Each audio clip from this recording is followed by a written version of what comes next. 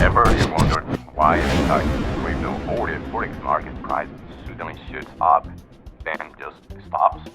Almost like it hit an invisible wall or crashes as if the floor gave out. That's support and resistance. They have been the backbone of my strategy, and using them has helped me consistently generate results in the market. Stick with me, this changes how you read every single price chart from now on. And subscribe, like this video, share it with a trader friend. It lets me know this kind of content is helping you. What are the support and resistance levels? Support and resistance are the price levels on a chart where we expect a ton of buyers to show up. The support or the sellers to line up. Resistance. These aren't random lines because those levels are the decision zones where supply and demand fight it out. And when that happens, price reacts. It's where the traders watch closely and make moves. Here's the simplest way to picture it. Imagine the market as a bouncy ball in a run. Resistance is the ceiling. Every time price hits it, it gets smacked back down. Support is the floor, price bounces up the moment it touches it. This is how markets move, not by chance, but by patterns and belief traders repeat. Quick check, have you ever traded with support and resistance before?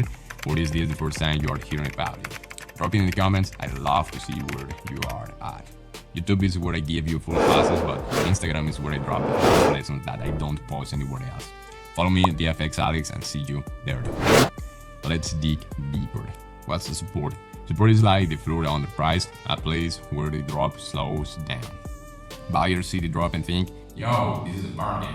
They jump in and price bounces back. But be careful, if no one's buying that floor, it turns into a trapdoor and price drops even harder. So support is like the floor on or price, a place where the drops slow down. Think about iPhones. The support price point, if an iPhone suddenly drops to $300, everyone's rushing to buy. That price acts like support. When the support breaks, but if nobody buys at $300, price sinks lower, maybe $250 next. That is how support can hold or completely break. Now, let's flip it. What's a resistance? Resistance is the ceiling above the price. It's where the sellers step in saying, the price is too high, I'm out. When there are more sellers than buyers, price stalls or reverses. Take concert tickets. The resistance price point. Imagine tickets for the show hit $1,000. Everyone's like, no, not worth it. That price becomes resistance. When resistance holds, that price becomes resistance. And if nobody's buying, price drops. Simple as that. Now, those support and resistance always work.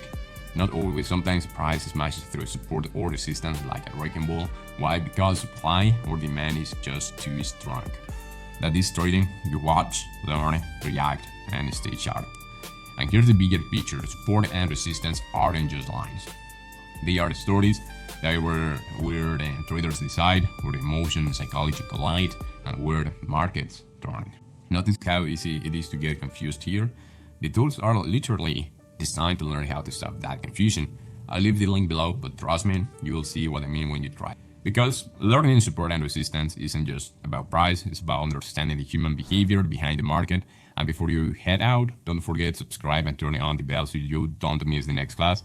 And save this to your trading playlist. Every lesson stacks on the last. And you will thank yourself later when you can come back to review it, trade, and sleep.